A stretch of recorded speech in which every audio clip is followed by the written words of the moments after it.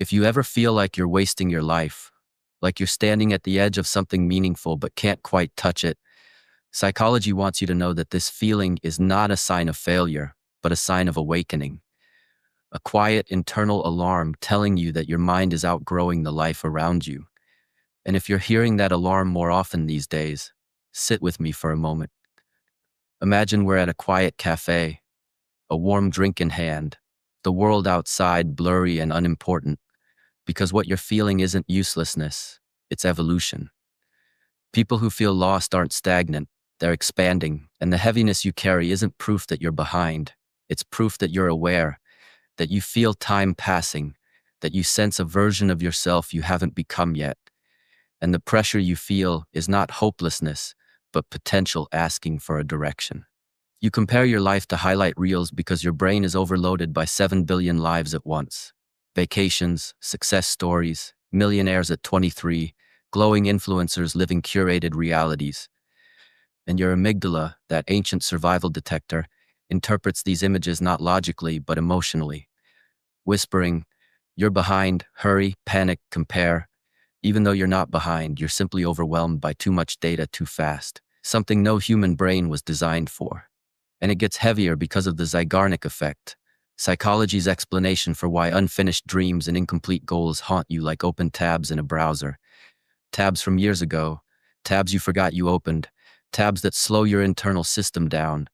Your brain isn't punishing you, it's reminding you that something inside wants to be completed, upgraded, reorganized. You're not depressed, you're overloaded. You're not failing, you're transitioning. The mistake people make is thinking the solution is to do more, hustle harder, add more goals, optimize every second of their life, but that only deepens the void, because the truth is, your cure is not more intensity, but less noise. You must choose one direction, even if it's not the perfect one, because your brain hates indecision more than wrong decisions. Indecision freezes your identity in place. Begin with a single path, a small project, one intention, one identity shift, because momentum is built through focus, not chaos. And stop trying to create impressive days and start trying to create meaningful ones.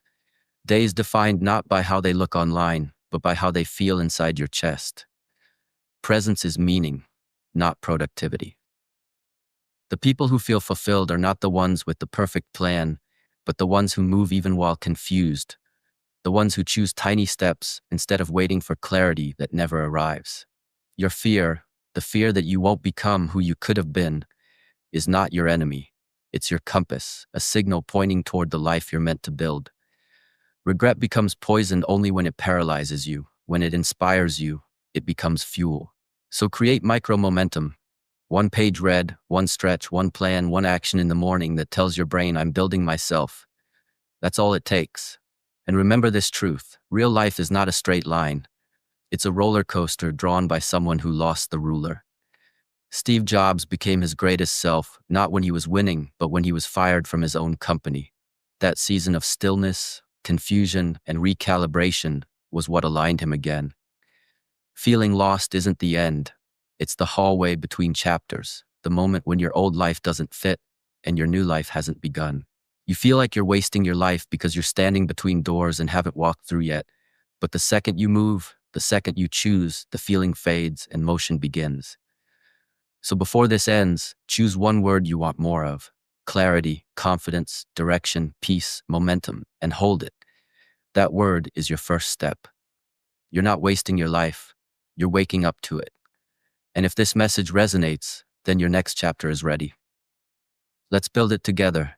Subscribe to the Knownsense, because the life you want begins with the thoughts you understand.